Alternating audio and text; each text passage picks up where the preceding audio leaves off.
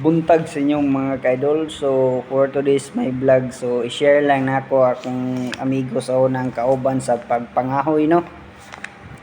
So shout out ni Marlon Puentes nga kuyog mi sa una mangahoy.